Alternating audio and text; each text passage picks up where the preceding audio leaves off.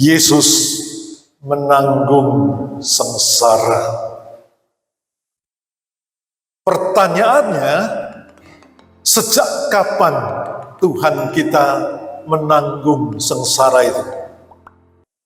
Jikalau kita melihat Alkitab dengan detail, maka kita akan melihat sejak dikandung ibunya Maria, sejak dilahirkan, dia sudah mengalami kesengsaraan itu.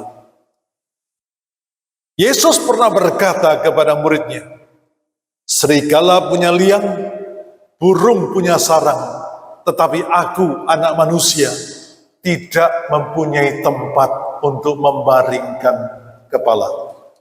Jadi sejak lahir dia sudah menderita sengsara.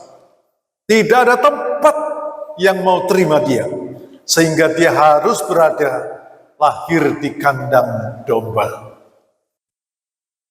Yesus raja di atas segala raja, yang empunya dunia dan segala isinya, harus ditolak. Ini kesengsaraan yang luar biasa. Saat dia dilahirkan di kota kecil Bethlehem, dia dikejar-kejar, harus pindah ke sana kemari ke kota lain, Yerusalem, Nazaret, dan seterusnya. Pada usia 2 tahun, dia harus menghadapi ancaman pembunuhan massal. Anak 2 tahun harus dipantai mati oleh Herodes.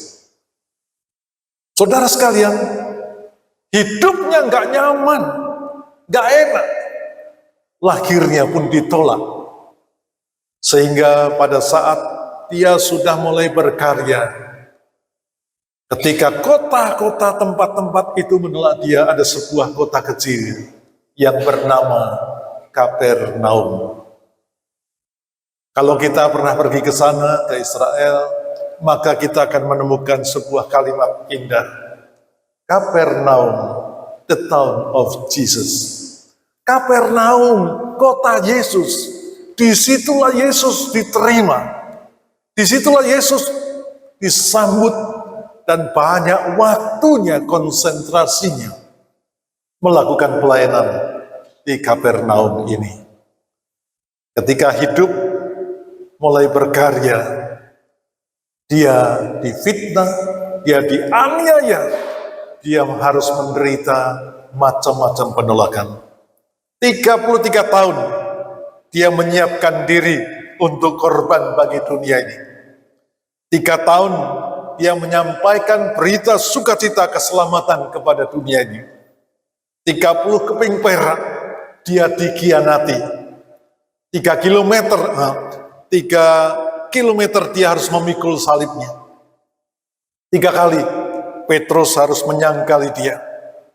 3 paku ditancapkan di kaki dan tangannya.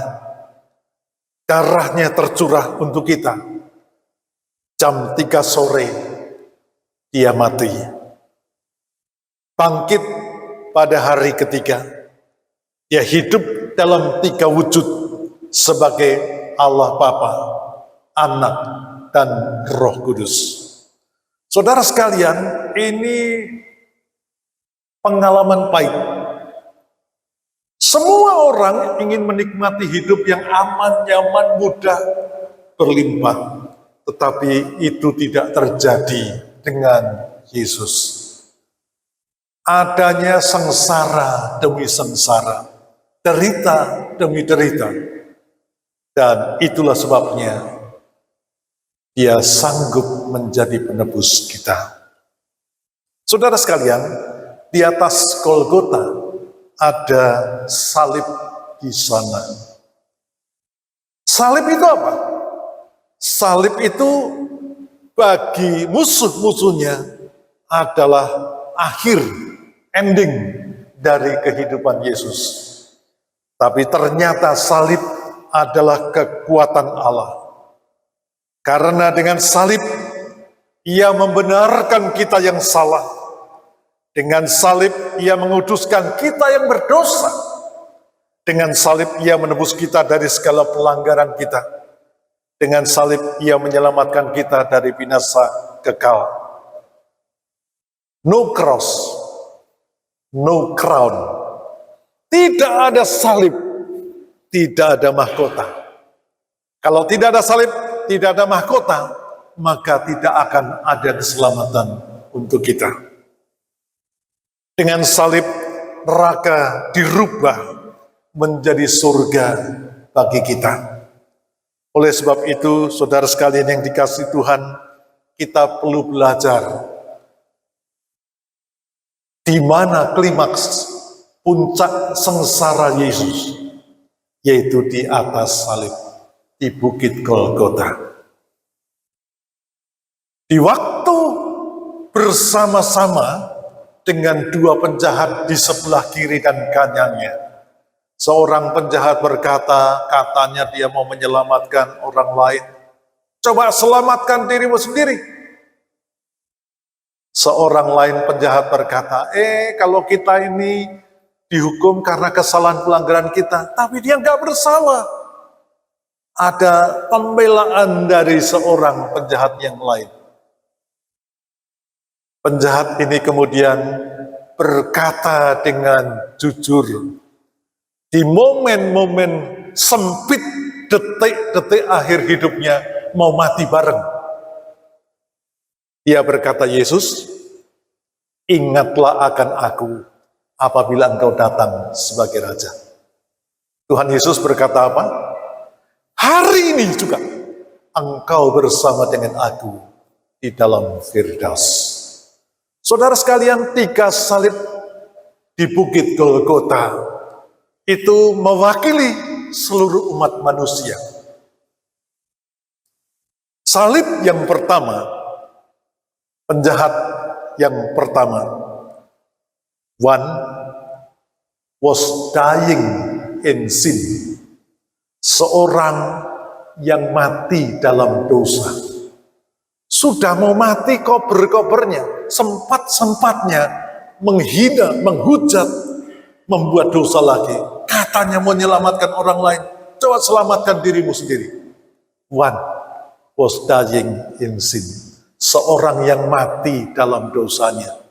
Ada waktu, ada kesempatan untuk dia bertobat, malah dia gunakan untuk berbuat dosa lagi. Saudara dan saya, kita juga punya waktu. Hidup kita masih ada. Jangan sampai kita gunakan untuk hidup dalam dosa. Nanti nyesel, nanti lewat, dan tidak ada kesempatan emas datang lagi. Salib yang kedua, one was dying from sin. Seorang yang mati dari dosa-dosanya, kapok. Dia berkata, aku mau bertobat. Yesus, ingatlah akan aku apabila engkau datang sebagai Raja. Detik akhir hidupnya, dia gunakan untuk bertobat. Aku kapok, aku menggunakan kesempatan yang ada untuk bertobat. Wah, seorang yang mati dari dosa-dosanya. Aku memang penjahat, aku kriminalis, aku pelaku dosa yang berat. Tetapi aku mau gunakan waktu hidupku, detik akhir hidupku untuk bertobat. Dan salib yang ketiga, salib Yesus yang di tengah. One was dying in sin. Seorang yang one was dying for sin. Seorang yang mati untuk dosa. Ya, Yesus mati untuk dosa manusia. Jadi 3 salib, ada seorang yang mati di dalam dosa, in sin. Ada seorang yang mati dari dosa, from sin. Ada seorang yang mati untuk dosa, for sin, yaitu Yesus. Saudara sekalian, salib Yesus di tengah-tengahnya memisahkan 2 orang ini yang mewakili seluruh umat manusia di dunia. Yang bertobat diberinya Firdaus, keselamatan surgawi. Yang tidak bertobat pasti diberi binasa yang kekal. Nah, Yesus memisahkan dan mau mengatakan kepada dunia bahwa ada orang yang sebagian selamat dan ada orang yang sebagian lagi tidak akan selamat. Aku yang menjadi juru selamatnya. Saudara sekalian, Yesus pernah berkata, banyak yang dipanggil, tetapi sedikit yang dipilih. Panggilan kepada seluruh dunia, pilihan hanya kepada yang percaya. Oleh karena itu, kalau hidup saudara dan saya menghadapi sengsara, jangan kaget. Yesus sudah mengalami terlebih dahulu. Dan dia berkata, seorang murid tidak lebih dari gurunya, seorang hamba tidak lebih daripada tuannya. Kalau guru kita, Tuhan kita mengalami sengsara dan derita, sangat mungkin muridnya nggak jauh-jauh beda. Mungkin itu bisa terjadi dengan diri kita sendiri. Jadi jangan marah kalau ujian datang dalam diri kita, kesengsaraan, kesulitan datang dalam hidup kita. Itu bagian dari cost of discipleship, biaya pemuritan. Ada harganya bahwa kita juga dipanggil untuk itu. Filipi 1 ayat 29, Rasul Paulus berkata, kepada kita ini dipanggil bukan hanya untuk percaya, untuk selamat, tetapi juga untuk menderita bagi dia, bagi Injilnya. Jadi, jangan salah konsep. Kalau menjadi orang Kristen, pasti enak, pasti sukses, pasti nyaman, pasti berlimpah. Oh, semua orang mau. Tapi firman Tuhan berkata yang terbalik. Jadi orang Kristen harus siap menderita. Nah, kita nggak siap. Ketika kesulitan datang, penderitaan datang, kesengsaraan datang, banyak orang meninggalkan Tuhan. Saudara sekalian yang dikasihi Tuhan, apa yang membuat anugerah Tuhan terjadi bagi penjahat yang bertobat itu? Penjahat itu nggak sempat ikut katekisasi, nggak sempat ikut pelajaran agama, tapi katekisasinya kilat, diskusi khusus di atas salib. Ketika Yesus dicela oleh seorang penjahat yang lain, seorang penjahat ini membela, kita ini sama-sama berdosa, mau mati bareng. Jangan menghina dia, tapi dia bertobat. Yesus, ingat akan aku ya, aku ini mau bertobat, kapok, mandek dari dosa. Katekisasinya hanya beberapa detik, tapi anugerahnya luar biasa. Katekisasi kilat itu membuat dia yakin Yesus ini juru selamatnya. Keyakinan imannya itulah yang menghantar pada keselamatan bagi dirinya. Saudara sekalian, di Amerika, khususnya di kota New York, ada dua orang sahabat yang sama-sama bekerja di satu kantor. Dia ini kerjanya bareng. Anehnya, sejak TK, SD, SMP, SMA, perguruan tinggi, kuliahnya juga bareng, sekolahnya bareng. Jadi, soulmate banget. Mudah mengerti perasaan, karakter jiwa dari temannya. Kerjanya pas bisa bareng di kantor yang sama.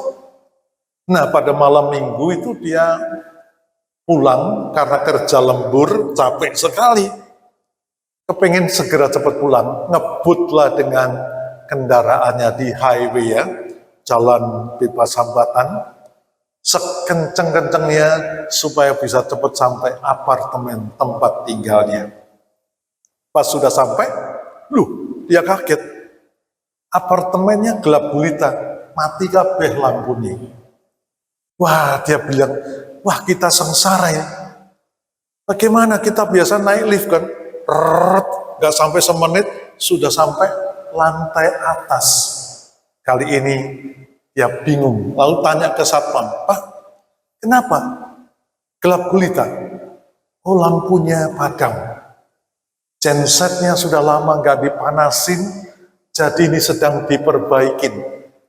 Wah, celaka mereka ya, udah capek lelah, kepingin istirahat segera, sampai di apartemen listriknya padam, liftnya nggak bisa jalan.